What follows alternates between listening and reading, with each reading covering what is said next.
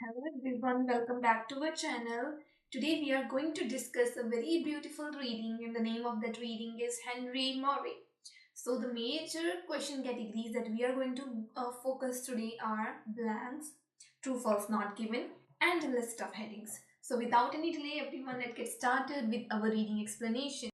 So the first question category, everyone, that we have here is nothing else than true, false, not given. Question number one here is on leaving school, Moray did what his father wanted him to do. कि school छोड़ने के बाद मोरे ने वो ही किया जो उसके पापा जो उसके फादर चाहते थे उससे करवाना. आंसर इज ट्रू कि स्कूल लीव करने के बाद तो ऐसा ही हुआ था. एवरीवन, आप सभी को फर्स्ट पैराग्राफ में मूव करना है. नीचे से 3 नंबर लाइन वहां पर लिखा है after leaving school Moore hoped to become a sculptor. Moore चाहता था कि वो स्कल्प्टर बन जाए. बट इंस्टेड, लेकिन हुआ क्या, he compiled with his father's wish. लेकिन वो क्या बना, वो अपने पापा की विश को पूरी करने में लग पड़ा. That he train as a school teacher. उसके पापा चाहते थे कि वो स्कूल टीचर बन जाए. सो उसने क्या किया, उसने वो उनकी इच्छा के साथ ही रल गया. उसने स्कल्प्टर बनने का अपना सपना छोड़ दिया और वो स्कूल टीचर के लिए ट्रेनिंग लेने लग पड़ा.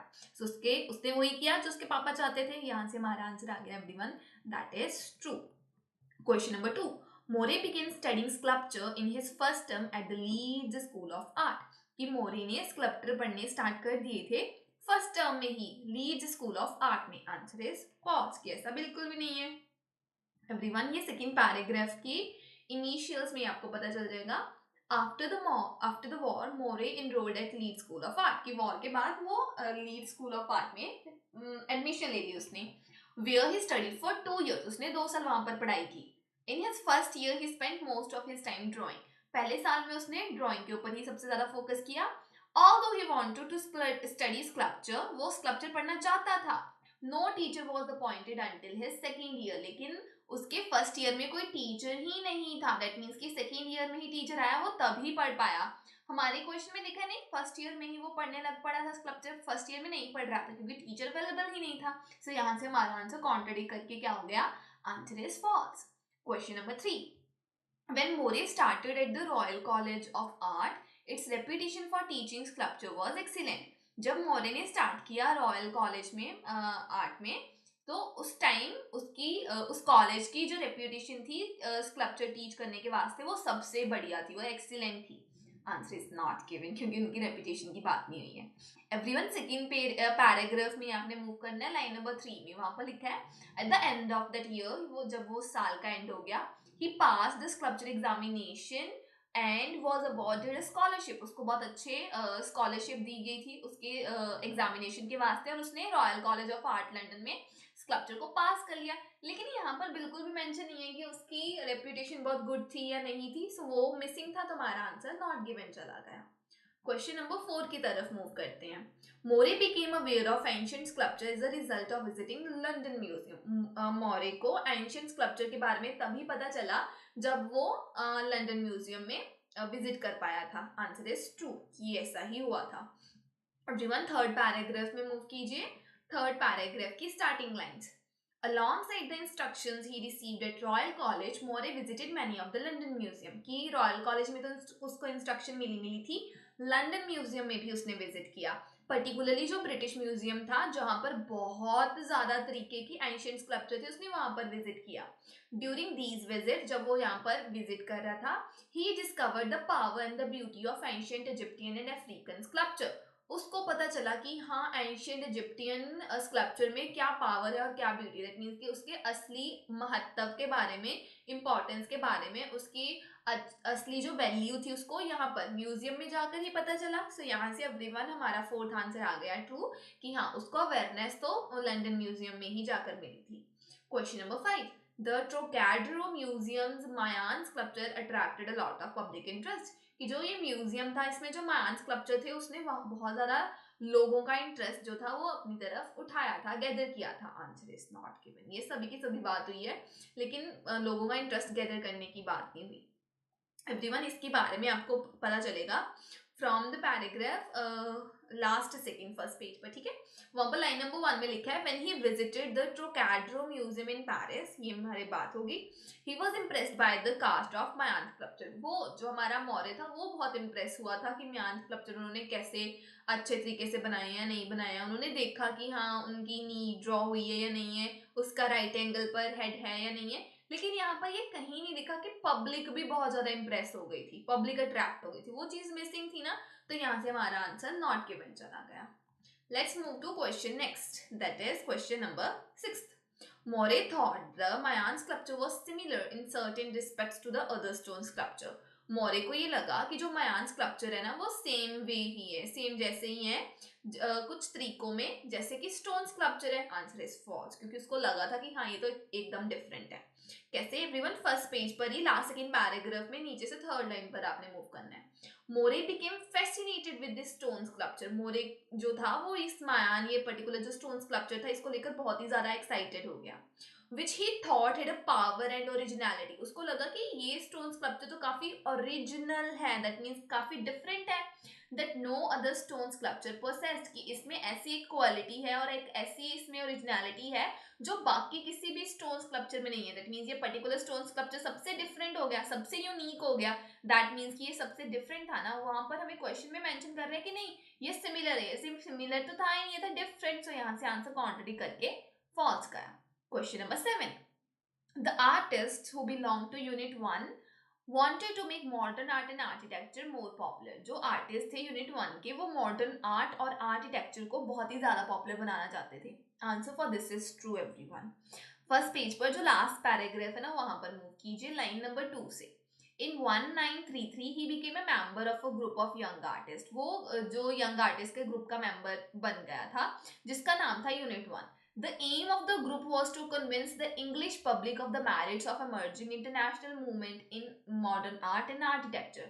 इस ग्रुप के बंदों का एम क्या था कि वो लोगों को बताएं कि हाँ क्या इंपॉर्टेंस है, क्या एडवांटेजेस है, क्या गुड चीजें हैं मॉडर्न आर्ट और आर्किटेक्चर के बारे में। अगर लोगों को बताना चाहते दैट मीन्स उसकी पॉपुलैरिटी को इंक्रीज करना चाहते थे। सो यहाँ से एवरीवन हमारा 7th का आंसर आ गया, दैट इज ट्रू, कि हाँ वो यूनिट 1 के जो लोग थे वो मॉडर्न आर्ट और आर्किटेक्चर को पॉपुलर बनाना चाहते थे। Answer is true.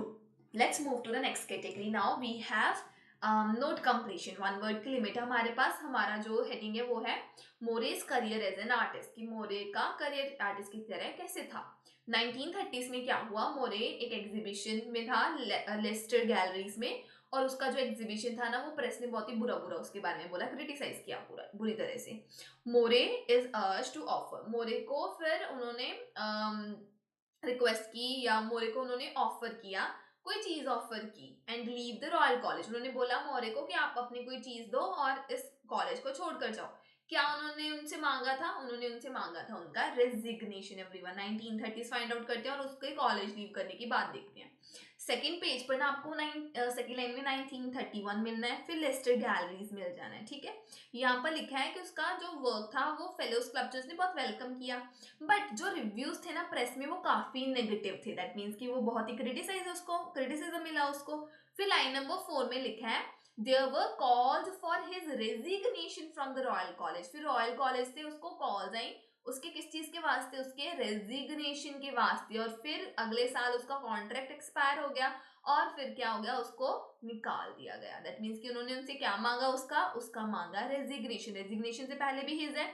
इवन हमारा जो क्वेश्चन है ना क्वेश्चन 8 में भी हमारे ब्लैंक से पहले है हिज। सो यहाँ से आंसर आ गया एवरीवन 8 का रेजिग्नेशन। क्वेश्चन नंबर 9, 1940s में Moore turns to drawing. Moore ने ड्राइंग करनी स्टार्ट कर दी, because dash for sculpting are not readily available. क्योंकि स्कल्पटिंग के वास्ते कोई चीज नहीं हमारे पास थी, इसलिए वो ड्राइंग करने लग पड़ा। Everyone answer is materials. Materials नहीं थे हमारे स्कल्पटिंग के वास्ते। ये जो सेकंड पेज है ना इसका पैराग्राफ नंबर 3 पे आपने मूव करना है। 1940s आपको वहां पर गिवन है। फिर उन्हें बोला है वहां पर कि मौर्य ने स्टॉप कर दिया चेल्सिया स्कूल में और फिर वो फार्म हाउस में मूव कर गया। 20 माइल्स वो दूर था लंदन से, ठीक है। A shortage of material forced him to focus on drawing. फिर वहां पर मटेरियल की कमी हो गई, शॉर्टेज होगी, अवेलेबिलिटी ही नहीं थी। किसकी अवेलेबिलिटी नहीं थी, मटेरियल की, जिसकी वजह से उसको ड्राइंग की तरफ फोकस करना पड़ गया। सो यहाँ से एवरीवन 9th का आंसर आ गया, that is materials. Question number 10th now. अभी 10th क्वेश्चन क्या है हमारे पास. While visiting his hometown, जब वो अपने hometown को विजिट कर रहा था, मोरे does some drawings of dash. उसने किसी की ड्राइंग बनाई. एवरीवन. अभी ना जो हमारा फर्स्ट पेज पर फर्स्ट पैराग्राफ था ना, उसमें हमें मोरे के होम टाउन के बारे में बताया गया था कि वो कैसलफोर्ड में रहता था, राइट. तो ये था उसका होम टाउन, राइट. और इवन जो हमारा सेकंड पेज है ना, सेकंड पेज पर जब वो अपने होम टाउन को विजिट कर रहा था, वो वाला भी हमें वहां पर मेंशन है. जो थर्ड पैराग्राफ है ना, उसकी last line, in 1942 he return to Castleford. That means कि उसका home town, to make a series of sketches. That means उसने ड्राइंग बनानी. ड्राइंग किसकी बनाई? Of the miners who work there. जो माइनर्स वहां पर काम कर रहे थे, उनकी ड्राइंग बनाई. क्वेश्चन में भी लिखा था कि स्केचेस, ड्राइंग्स तो बनी थी. किसकी ड्राइंग्स बनी थी? ड्राइंग्स बनी थी जी माइनर्स की. यहाँ पर आ गया 10th का answer, miners. Question number 11. Moore is employed to produce a sculpture of a dash. फिर मोरे को काम मिला कि वो किसी का स्कल्पचर बनाए. किसका स्कल्पचर बनाए? एक फैमिली का स्कल्पचर बनाए. 1940s के पीरियड में ही ये बात हो रही है, ठीक है. उसके बाद वो लाइन यहाँ पर खत्म होगी. नेक्स्ट पर मूव करते हैं. 1944 में Harlow, a town near London, London के पास एक टाउन था, ऑफर्ड मोरे अ कमीशन. उसको कमीशन दी गई, पैसा दिया गया, for a sculpture depicting a family, ताकि वो एक फैमिली का स्कल्पचर बना सके. क्वेश्चन में भी हमें पूछा उन्होंने कि उन्होंने किसी ने मोरे को काम दिया ताकि वो बनाए एक स्कल्पचर. किसका स्कल्पचर बनाए? एक फैमिली का बनाए. अभी कमीशन तो हमें पैसा होता है ना, पैसे का स्कल्पचर तो बन नहीं सकता. सो हमारा आंसर आ गया 11 का family. Question number 12. Dash start to buy Moore's work. फिर मोरे का काम किसने खरीदना स्टार्ट कर दिया? एवरीवन. कलेक्टर्स ने खरीदना स्टार्ट कर दिया था. जो लोगों को स्कल्पचर्स या ड्राइंग्स इकट्ठी करनी पसंद है, उन्होंने इसका काम खरीदना स्टार्ट कर दिया. कैसे? लास्ट एवरीवन थर्ड लाइन में उसी पैराग्राफ में गिवन है कि फिर उन्होंने कॉपीज वगैरह बनाई. In this way Moore's work became available to collectors all around the world. फिर पूरी दुनिया में जो कलेक्टर्स थे ना, मोरे का काम उनके पास भी चला गया. कैसे चला गया? जब उन्होंने खरीदा तभी गया ना. सो कौन थे वो लोग? वो थे जी collectors. Now question number 13 question क्या है हमारे पास? वो है जी yes, 13 question. More's increased dash makes it possible for him to do more ambitious sculptures. कि मोरे के अंदर, मोरे की कोई चीज बढ़ गई थी जिसकी वजह से वो बहुत ही अच्छे अच्छे स्कल्पचर्स बना पाया था. सो मोरे की कोई चीज थी, वो बढ़ गई थी. क्या बढ़ गया था जी? इनकम बढ़ गई थी उसकी. इसके वास्ते वो सामान खरीद पाया था और उसने काम करना स्टार्ट कर दिया. सो कलेक्टर्स के बाद ही हमारे पास यहाँ पर गिवन है the boost to his income. अभी बूस्ट का मतलब इंक्रीज होता है ना. सो उसके इनकम में इंक्रीज हुआ जिसकी वजह से वो एम्बिशियस प्रोजेक्ट्स बना पाया था. दैट मीन्स कि कौन सी चीज इंक्रीज हुई थी? वो था उनका इनकम. सो यहाँ से 13 का आंसर आ गया income. Let's move to everyone second passage. अभी हमारे पास सेकंड पैसेज है. उसका नेम क्या है जी? नेम है जी द डेसलिनेटर प्रोड्यूसिंग क्लीन वाटर. ये वाला पैसेज काफी इजी था. यहाँ पर एक ही पैसेज है, मतलब एक ही डिवाइस थी, वो उसके ऊपर सारे क्वेश्चंस थे. काफी इजी लगा मुझे. ओके, सो हमारे पास है first of all list of headings. ये हमने कुछ नहीं करना, लास्ट और फर्स्ट लाइंस को रीड करना है, हमारा आंसर आ जाना है. क्वेश्चन नंबर 14 क्या है? Section A. इसका आंसर है जी 3.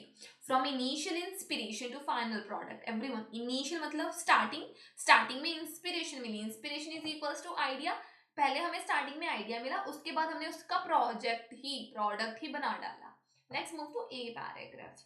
ए पैराग्राफ में ना एक स्टोरी दी थी उन्होंने बोला था, एक हमारे पास इंसान था विलियम जैनिसन.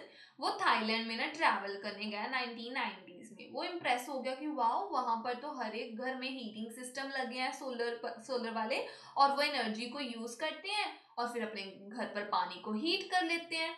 सो उसने क्या किया? द 2 decades later, देन 20 साल बाद जो जेनिसन था, डेवलप्ड दैट बेसिक आइडिया. तो जो वो इससे इतना इम्प्रेस हो गया था, जो उसने ये आइडिया देखा था कि वाह, वो हीटिंग सिस्टम से यूज कर पानी हीट कर रहे हैं ना, सोलर हीटिंग सिस्टम को यूज कर. सो उसने अपने इस बेसिक आइडियाज को 20 साल बाद क्या किया? He saw in the south east Asia into a portable device. उसने चेंज ही कर डाला. उसने अपने आइडिया को एक डिवाइस में तब्दील कर दिया, डेवलप कर दिया, बना दिया. दैट मीन्स आइडिया से एक डिवाइस बन गई, एक हमारे पास प्रोडक्ट बन गया. सो यहाँ से एवरीवन हमारा आंसर आ रहा है ए का, that is 3. From initial inspiration to new product.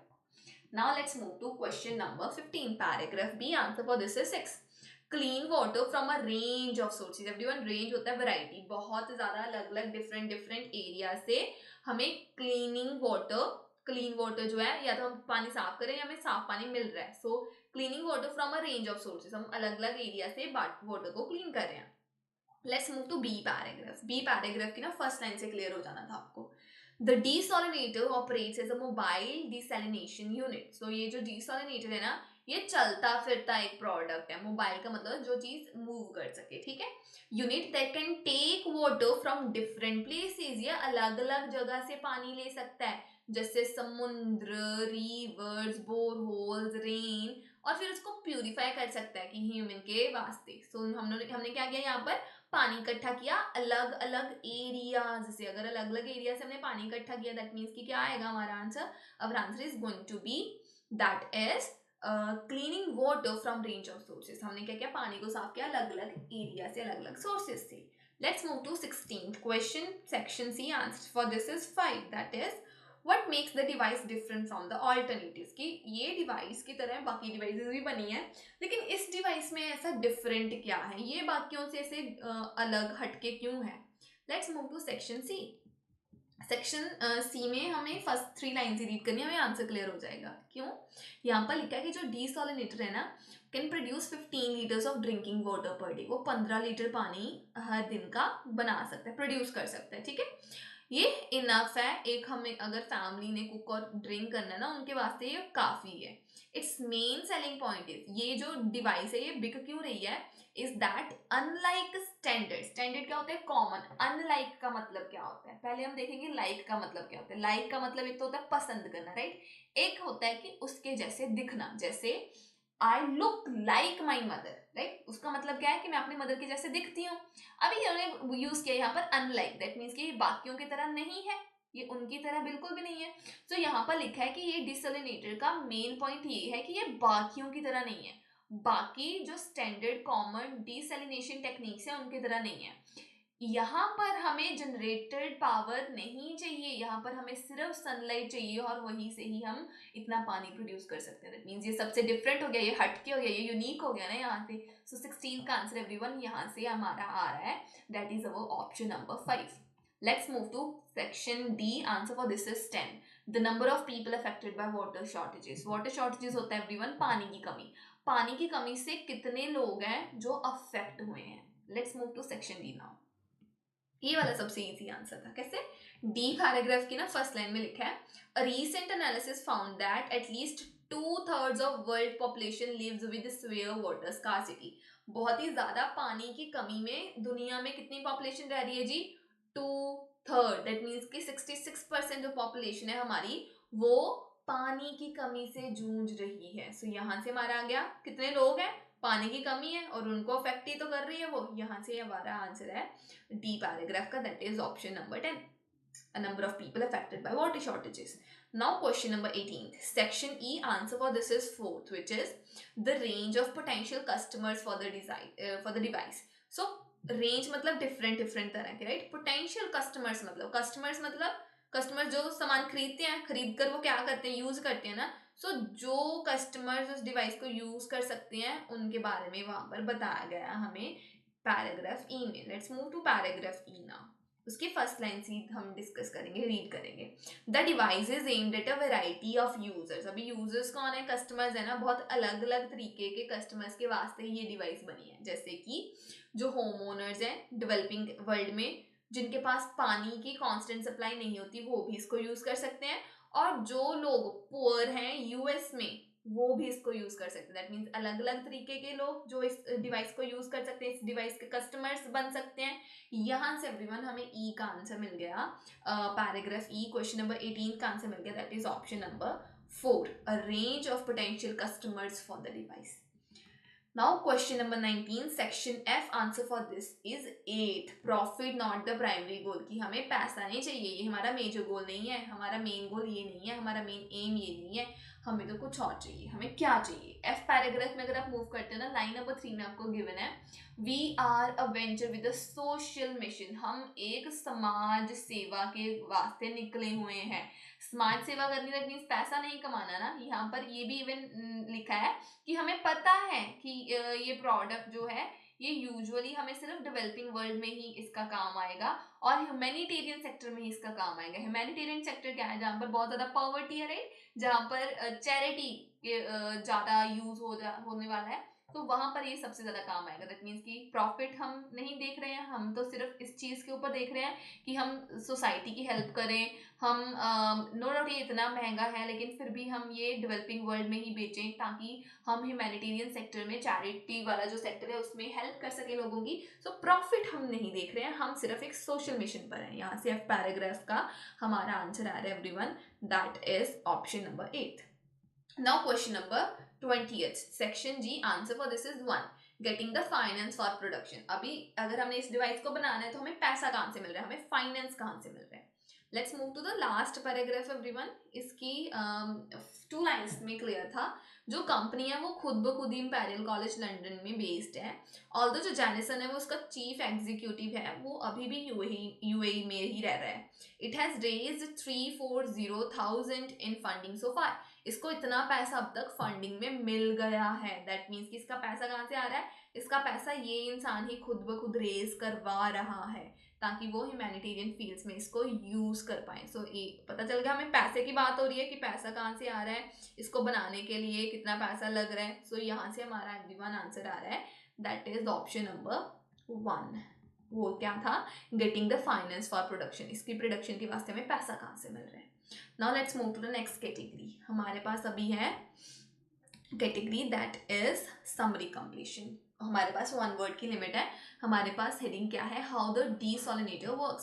सो जो डेसोलिनेटर है वो कैसे वर्क करता है, ये हमें सी पैराग्राफ में सारा का सारा गिवन था। सो हमें इसके बारे में ज़्यादा टेंशन लेने की जरूरत नहीं थी। यहाँ पर लिखा है the energy required to operate desalinator comes from sunlight. जो एनर्जी हमें इसको चलाने के वास्ते चाहिए वो हमें सन से मिल रही है।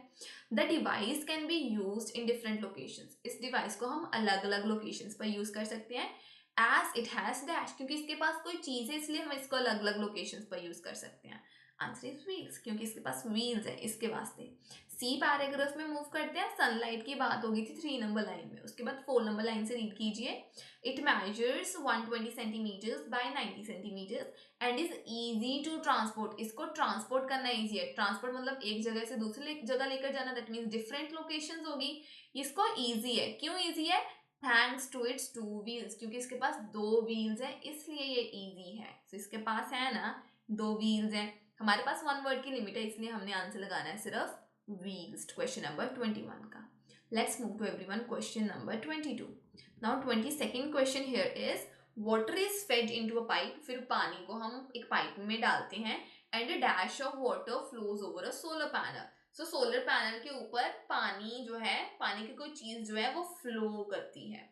लेट्स सी पानी की कौन सी चीज फ्लो करती है सोलर पैनल के ऊपर। ठीक है, सी पैराग्राफ में अगेन मूव करेंगे, व्हील्स के बाद ही रीड करेंगे। Water enters through a pipe, pipe के अंदर पानी चला गया and flows as a thin film. फिर वो कैसे फ्लो करता है? एक थिन फिल्म की जैसे फ्लो करता है between a sheet of double glazing and surface of solar panel. Solar panel और डबल ग्लेजिंग के बीच में ये मूव करता है, फ्लो करता है एक फिल्म के जैसे। वहां पर भी लिखा था वाटर की क्या बन गई? वाटर की एक फिल्म बन गई। थिन फिल्म नहीं आ सकता क्योंकि 2 वर्ड्स की लिमिट नहीं है, 1 वर्ड है, तो हमारा आंसर आएगा सिर्फ 22 का, that is film. Let's move to question number 23। Now question number 23 here is, यहाँ पर लिखा है जो वाटर है फिर वो बॉयलर में जाता है जहां पर उसको स्टीम, भाप में कन्वर्ट कर दिया जाता है। जो भी पार्टिकल होते हैं पानी में उनको पकड़ लिया जाता है, कैच कर लिया जाता है किसी चीज में। Answer is filter. फिल्टर में कैच कर लिया जाता है। ये तो कॉमन सेंस वाला आंसर था। इसकी लोकेशन आपको मिलेगी एवरीवन नीचे से ना, आपको 5th लाइन में रीड करना है। वहां पर लिखा है the device has a very simple filter. Device के पास एक बहुत ही सिंपल सा साधारण सा फिल्टर है टू ट्रैप पार्टिकल्स। पार्टिकल्स को पकड़ने के वास्ते, कैच करने के वास्ते, ट्रैप करने के वास्ते क्या है हमारे पास? फिल्टर है। यहाँ से 23rd का आंसर आ गया। Let's move to question number 24th now. Now what is 24th question? The purified water comes out through 1 tube. फिर जो पानी है, जो साफ पानी है वो एक ट्यूब से बाहर आता है all types of dash comes out through another, फिर दूसरे साइड से क्या बाहर आता है, दूसरे साइड से आता है बाहर, दैट इज वेस्ट। पानी, साफ पानी एक साइड से आ गया, जो वेस्ट था वो दूसरी साइड से आ गया। एवरीवन, इसकी लोकेशन आपको मिलेगी नीचे से फोर्थ लाइन में, वहां पर लिखा है देयर आर टू ट्यूब्स, हमारे पास दो ट्यूब्स हैं फॉर लिक्विड कमिंग आउट, पानी को बाहर निकालने के वास्ते। वन फॉर वेस्ट, एक तो है जी waste, salt from seawater, fluoride etc. And another for distilled water, एक है प्योर वाटर के वास्ते, एक है जी वेस्ट के वास्ते। यहां से 24th का आंसर आ गया जी waste. Question number 25 now 25th question here is a screen displays the dash of the device. Device जो है उसकी कोई चीज शो होती है स्क्रीन के ऊपर, हमने बताना है कौन सी चीज स्क्रीन के ऊपर शो हो रही है। सी पैराग्राफ में अगेन जाते हैं, नीचे से second line, the performance of the unit. अब ये यूनिट क्या है, डिवाइस है ना, जो डिवाइस की परफॉर्मेंस है is shown on LCD screen. क्या शो किया हमने, एलसीडी स्क्रीन पर परफॉर्मेंस शो की। यहाँ से 25 का आंसर आ गया। नाउ क्वेश्चन नंबर 26, वो क्या था, and transmits the information to company. फिर वो ही परफॉर्मेंस जो थी ना वो कंपनी को हमने ट्रांसमिट कर दी, so that they know when the desalinator requires dash, ताकि उनको पता चल जाए कि डीसोलिनेटर को कब किसी चीज की जरूरत है। किस चीज की जरूरत है जी, सर्विसिंग की कब उसको जरूरत है, ये कंपनी को पता चल जाए। ताकि सी पैराग्राफ की वही लास्ट लाइन हमने रीड करनी है। कैसे, परफॉर्मेंस के बारे में पता चला स्क्रीन से, एंड ट्रांसमिटेड टू कंपनी, फिर हमने यही इंफॉर्मेशन कंपनी को दे दी, which provide servicing when necessary, जब जरूरत है तब उसने क्या दिया हमें, तब उसने दी सर्विसिंग। यहां से 26 का आंसर आ गया। Let's move to the last passage everyone now. Last passage लिटर आपको ट्रिकी लगा होगा क्योंकि इसके सारे आंसर्स ऑलमोस्ट सेम जैसे थे, लेकिन हमने सिर्फ एक पर्टिकुलर जहां से हमें लोकेशन हमने सिर्फ वहीं से रीड करना था तो हमें क्लियर हो जाना था। अब इस पैसेज का नेम क्या है, why fairy tales are really scary tales, की जो फेरी टेल्स है वो असलियत में वैसे इतनी बुरी बुरी स्केरी क्यों है, इतनी डरावनी क्यों है। अभी हमारे पास थी फर्स्ट कैटेगरी, वो क्या थी, हमने हाफ ऑफ सेंटेंसेस को मैच कर करना दूसरे करेक्ट ऑप्शन के साथ लिखना था।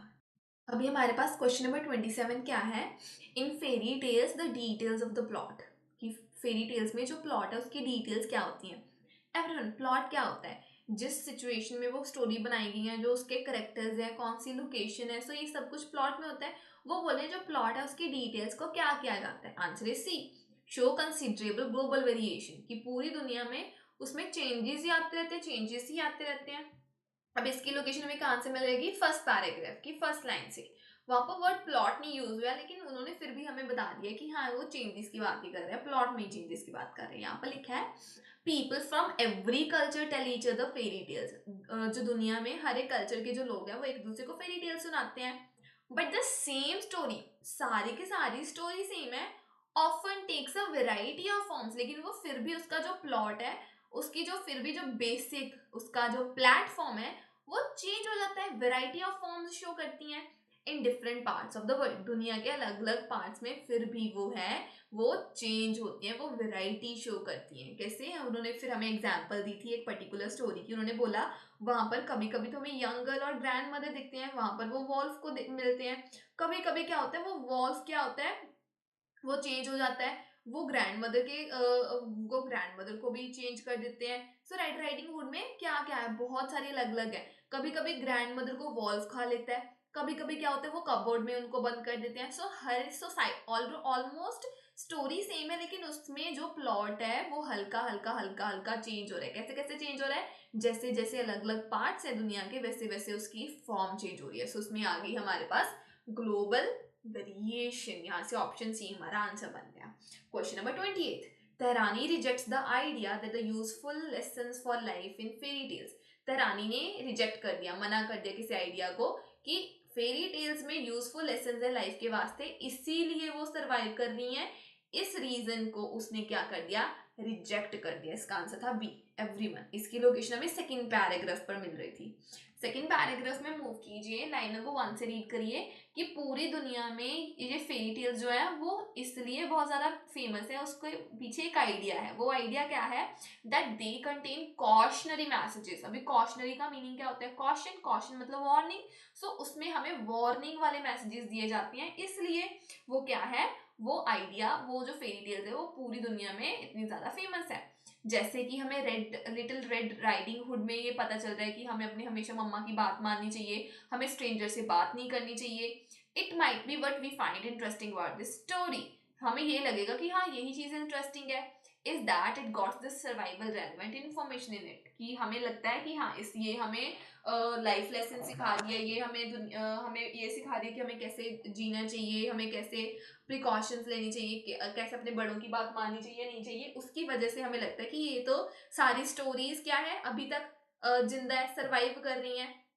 ये जेमी तेहरानी ने बोला, but his research suggest otherwise, लेकिन जब उसने इसके ऊपर रिसर्च की उसको तो ऑपोजिट ही चीज मिली। उसने बोला कि नहीं ये कारण नहीं है जिसकी वजह से ये अभी तक स्टोरीज जिंदा है, दैट मीन्स कोई और कारण हो सकता है। सो उसकी रिसर्च ने इसको ऑपोजिट कर दिया, बदल दिया, रिजेक्ट कर दिया। यहाँ से एवरीवन वो सर्वाइवल रेलिवेंट इन्फॉर्मेशन से हमारा आंसर आ गया, that is option number B, कि यही इसका रीजन है सर्वाइवल के वास्ते। ये चीज तो बहुत ही गलत है, बुरी है, रिजेक्ट कर दी उसने ये चीज को। 29th question, various theories about the social significance of fairy tales, की बहुत सारी थ्योरीज हैं कि फेरी टेल्स का सोसाइटी में इंपॉर्टेंस क्या है उसको लेकर। आंसर इसका है जी F, have been developed without factual basis. वो सोशल सिग्निफिकेंस के ऊपर बहुत सारी थ्योरीज तो बनी है लेकिन उसकी कोई फैक्चुअल इंफॉर्मेशन नहीं है, उसके पीछे कोई हमारे पास एविडेंस नहीं है, प्रूफ नहीं है। एवरीवन, इसकी लोकेशन हमें मिल रही है in the second paragraph only. Second paragraph में अगर आप मूव कीजिए, जेमी तेहरानी से हमने जहां पर छोड़ा वहां पर ही हमने रीड करना है। उसकी रिसर्च ने हमें कुछ और चीज बताई है।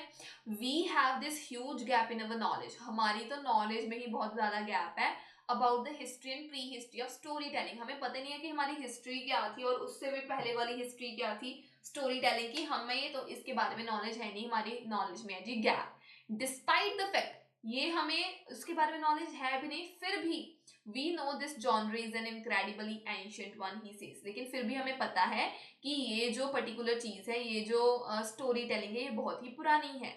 that hasn't stopped anthropologists, folklorists and other academic devices theories to explain the importance of fairy tales in human society। चाहे हमारे पास नॉलेज नहीं भी है लेकिन फिर भी ये जो सारे के सारे बंदे हैं, एंथ्रोपोलॉजिस्ट हैं, फोकलोरिस्ट हैं और जो बाकी साइंटिस्ट हैं, उन्होंने फिर भी अपनी स्टोरीज दी हैं कि हाँ ह्यूमन सोसाइटी में उसकी इंपॉर्टेंस क्या है, चाहे हमारी नॉलेज में बहुत ज़्यादा गैप है। दैट मीन्स कि हमारी नॉलेज में अगर गैप है तो हमारे पास कोई एविडेंस नहीं है ना, हमें पता है नहीं, हमने अपने आप से वो थ्योरीज बनाई हुई हैं। सो थ्योरीज बनी है सोशल सिग्निफिकेंस के ऊपर ही बनी है, लेकिन उसके बारे में हमें नॉलेज नहीं थी, कोई फैक्चुअल डाटा नहीं था हमारे लिए हमारे पास, इसलिए हमारा आंसर आ गया इसका F. Question number 30 now, insights into the development of fairy tales, की फेरी टेल्स कैसे डेवलप हुई हैं, इसके पीछे के ideas. Answer is A, may be provided through methods used in biological research, की फेरी टेल्स कैसे डेवलप हुई हैं इसके बारे में हमें पता चल जाता है, मे बी हम एक्सपेरिमेंट्स और या मेथड्स यूज करें अगर बायोलॉजिकल रिसर्च के, वहां से हमें पता चल सकता है। Let's move everyone to this 30th question. First page पर ही हमने जाना है और उसके नेक्स्ट वाली लाइन में हमें पता चल जाएगा। Now Tehrani has found a way to test these ideas, इन ही थ्योरीज को हम टेस्ट कर सकते हैं। Borrowing a technique from evolutionary biologist, हमने बायोलॉजिस्ट से अगर हम उनकी टेक्निक ले लें तो हम इन आइडियाज को टेस्ट कर सकते हैं। कैसे? नेक्स्ट पैराग्राफ में लिखा है कि जो डेवलपमेंट और रिलेशनशिप है ऑर्गेनिजम्स की, ये बायोलॉजिस्ट कंपेयर करते हैं एक टेक्निक को यूज कर जिसको बोलते हैं जी फाइलोजेनेटिक एनालिसिस। और तेहरानी ने भी सेम अप्रोच को यूज किया है फेरी टेल्स को डिस्कवर करने के वास्ते। दैट मीन्स कि उन्होंने सेम बायोलॉजिस्ट के अप्रोच को यूज किया है। यहाँ से एवरीवन 30th का आंसर आ रहा है हमारा, that is option A. 31 question, all the fairy tales analysed by Tehrani, जितने भी फेरी टेल्स तेहरानी ने एनालाइज की थी ना वो क्या थी? Answer is E, were originally spoken rather than written, वो पहले बोली जाती थी, लिखी नहीं जाती थी, वो सारी ऑरल थी। एवरीवन फर्स्ट पेज पर दोबारा मूव करते हैं, लास्ट सेकंड पैराग्राफ को रीड करते हैं। ठीक है, यहाँ पर लिखा है कि तेहरानी ने ज्यादा फोकस तो लिटिल रेड राइडिंग हुड पर दिया है और उसकी बहुत सारी फॉर्म्स पर दिया है, लेकिन उसने वेस्टर्न फेरी टेल को भी देखा है जैसे the wolf and the kids. फिर उसने अलग अलग जो उसकी वेराइटीज हैं इन दोनों टेल्स की ना वो देखी हैं अफ्रीका में, ईस्ट एशिया में और अदर रीजन में। ही एंडेड अप विद 58 स्टोरीज, उसके पास ना 58 स्टोरीज इकट्ठी हो गई, रिकॉर्डेड फ्रॉम ऑरल ट्रेडिशंस, वो सारी की सारी ऑरल ट्रेडिशंस में थी। ऑरल मतलब वर्बल, वर्बल मतलब बोलने वाली, लिखने वाली तो वो थी नहीं। सो यहाँ से एवरीवन हमारा आंसर आ रहा है 31 क्वेश्चन का, that is none other than E. Were originally spoken, oral थी वो, स्पोकन बोली जाती थी, लिखी नहीं जाती थी। Let's move to the next category now everyone. Next category हमारे पास है कि हमने समरी को कंप्लीट करना है। हमारे पास हेडिंग क्या है, phylogenetics, phylogenetic analysis of little red riding hood, कि हमने ये वाली जो पर्टिकुलर स्टोरी थी ना फेरी टेल्स, इसको कैसे एनालाइज किया बायोलॉजिकली। हमारे पास नीचे ऑप्शंस गिवन है, हमने उसमें से आंसर लगाना है। क्वेश्चन नंबर 32 क्या है, तेरानी यूज टेक्निक्स, तेरानी ने टेक्निक्स को यूज किया from evolutionary biology, evolutionary biology से यूज किया to find out if dash existed among 58 stories from around the world, कि जो ये दुनिया में 58 स्टोरीज अभी तक है उसमें कोई चीज तो नहीं है, क्या चीज नहीं है उसमें, कोई लिंक तो नहीं है उसमें, कोई सिमिलैरिटी तो नहीं है। इस चीज को फाइंड आउट करने के लिए उसने ये बायोलॉजी वाली टेक्निक को यूज किया। एवरीवन, ये तो फर्स्ट पेज पर हमें गिवन था ना कि उसने बायोलॉजी वाली टेक्निक को यूज किया। हम वहीं से रीड करते हैं दोबारा। ये जो लास्ट सेकंड पैराग्राफ था, यहाँ पर लिटिल रेड राइडिंग हुड की बात हुई, उसको एनालिसिस की बात की, फिर उन्होंने यहाँ पर एवरीवन 58 स्टोरीज की बात की कि रिकॉर्डेड है, सारी ऑरल ट्रेडिशन है। उसके बाद लिखा है once his phylogenetic analysis had established that they were indeed related, कि उसने फाइटोजेनेटिक एनालिसिस ही क्यों किया, ताकि वो ये देख सके कि क्या वो आपस में रिलेटेड थी या नहीं थी। उसने सेम ही मेथड यूज किया है कि उसको डेवलप और चेंज कैसे किया गया, लेकिन उसका मेन मकसद क्या था, उसने क्यों उसको एनालिसिस किया, ताकि वो ये देख सके कि वो रिलेटेड है या नहीं है। रिलेटेड मतलब लिंक्ड, मतलब वो उसके साथ में कोई रिलेशन है या नहीं है, लिंक है या नहीं है। सो यहाँ से एवरीवन रिलेटेड से हमारा आंसर आ गया। 32 का आंसर इज लिंक्स वाला, which is our option number D. Let's move to question number 33rd. He also wanted to know which aspect of the stories had fewest dash. वो ये भी देखना चाहता था कि ऐसे कौन से फैक्टर्स, ऐसे कौन से पार्ट्स है स्टोरी के जिसमें बहुत ही कम कोई चीज है, बहुत ही कम वेरिएशन है, बहुत ही कम चेंजेस है, वो ये भी देखना चाहता था। एवरीवन अगेन फर्स्ट पेज पर ही जो हमारा लास्ट पैराग्राफ है ना फर्स्ट पेज पर, उस वहां पर लिखा है फर्स्ट ही टेस्टेड सम assumptions, पहले उसने कुछ assumptions देखी about which aspect of the story, question भी हमारा आस्पेक्ट ऑफ द स्टोरी है। ऑल्टर लीस्ट, वहां पर भी लिखा था सबसे कम, लीस्ट इज इक्वल टू सबसे कम।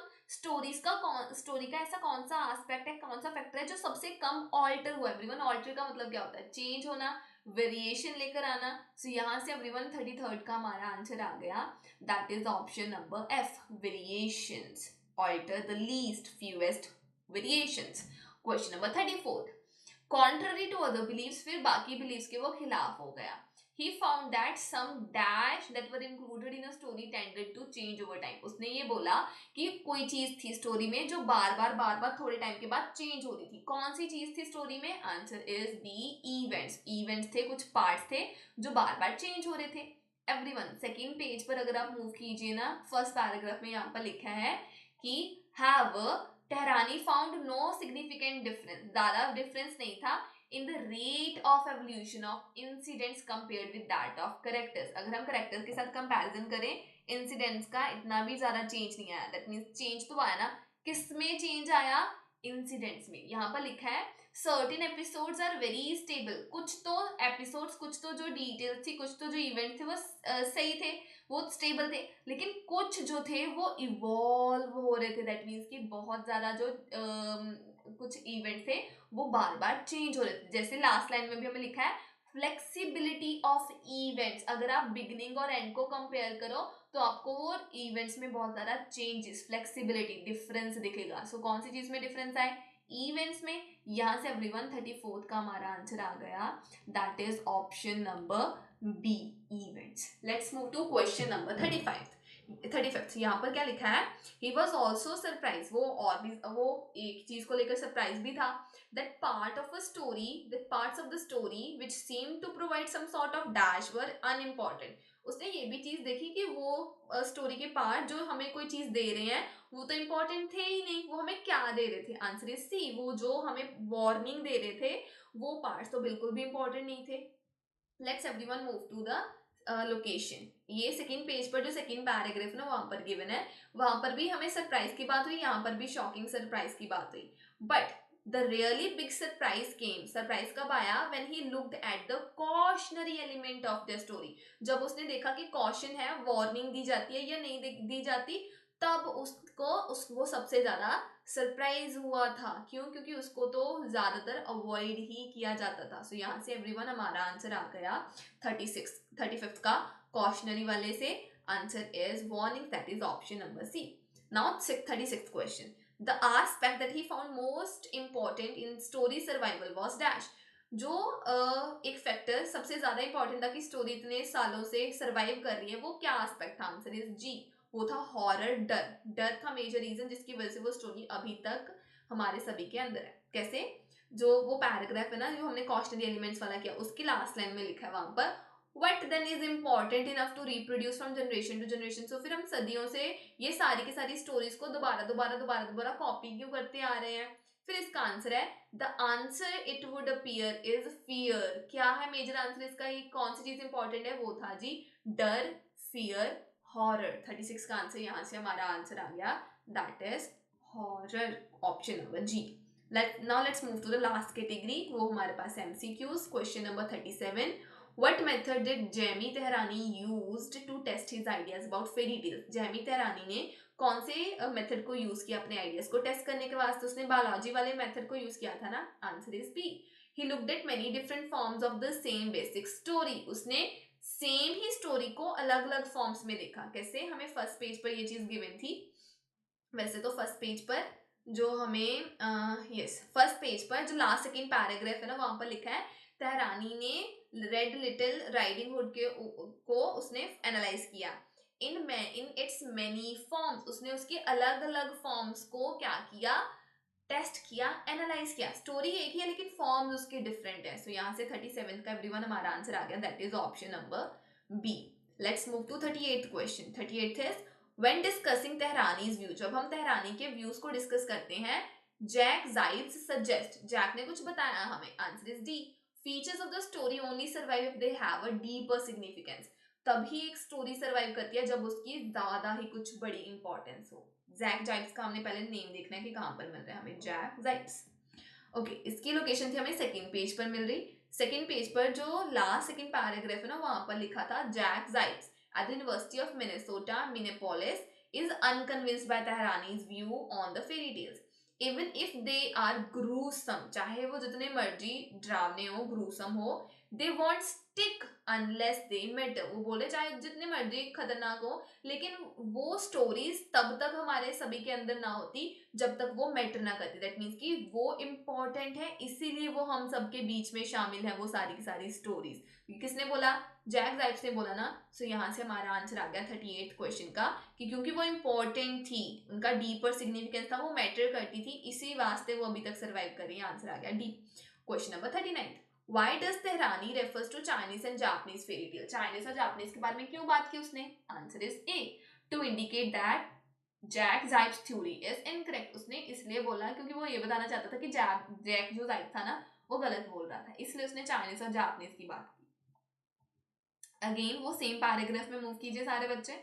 लास्ट सेकेंड पेज पर आपको मिलेगा, वो जैक जाइड्स की बात हो गई थी ना, ठीक है। फिर यहाँ पर लिखा है, he believes that the millennium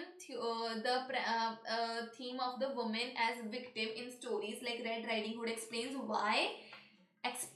why they feel irrelevant। कि जो ये पर्टिकुलर उसने ये चीज बोली है कि जो ये पेरेनियल थीम है हमारा, कि जो वुमेन है वो ही हमेशा और हमेशा विक्टिम रहती हैं ऐसी स्टोरीज में, जैसे कि रेड लिटिल राइडिंग हुड में। वो चीज हमें एक्सप्लेन कर रही है कि क्यों they continue to feel relevant, क्यों ये रेलिवेंट है। दैट मीन्स कि एग्जैक्ट ने क्या बोला कि वुमेन तो हमेशा विक्टिम है, जिसकी वजह से हमें लग रहा है कि हाँ इंपॉर्टेंट है, वुमेन को ये चीज बतानी चाहिए। But Tehrani points out that although this is often the case, ये वो बोल रहा है कि हाँ ये तो अक्सर ऐसा ही होता है, लेकिन वेस्टर्न वर्जन्स में ही ये सब कुछ होता है, ये बाकी हर जगह पर ट्रू नहीं है। जैसे कि चाइनीज और जापानीज वर्जन में हो क्या रहा है, द टाइगर ग्रैंड मदर, वहां पर जो विमेन है वो ही विलन है। ईरान और जो नाइजीरिया है, वहां पर जो विक्टिम है वो बॉय है। सो जो जैक बोल रहा था वो बोल रहा था जो विमेन है वो विक्टिम रहती है। यहाँ पर उसने तेहरान ने क्या बोला कि ऐसी कंट्रीज में तो विक्टिम बॉय है। सो उन्होंने बात ही बदल दी, उन्होंने बोला कि नहीं जैक गलत है इस चीज के बारे में। सो यहाँ से एवरीवन 39 का आंसर है कि चाइनीज और जापानीज आर्ट फॉर्म की हमने बात क्यों की है, ताकि हम ये बता सकें कि हमेशा विमेन विक्टिम नहीं होती है, कभी कभी विमेन जो है वो विलन भी निकल आती हैं। सो ऑप्शन आ गई ए, जैक जाइब की थ्योरी को इनकरेक्ट बताने के वास्ते। Now 40th question, What does Matthias Klessen believe about fairy tales? Fairy tales को लेकर मैथियास क्या सोच रहे हैं? Answer is A, they are a safe way of learning to deal with fear. ये अच्छा तरीका है कि हम डर के साथ कैसे लड़ें, फेरी टेल से हमें ये तो सीख सकते हैं। एवरीवन लास्ट पैराग्राफ में मूव कीजिए।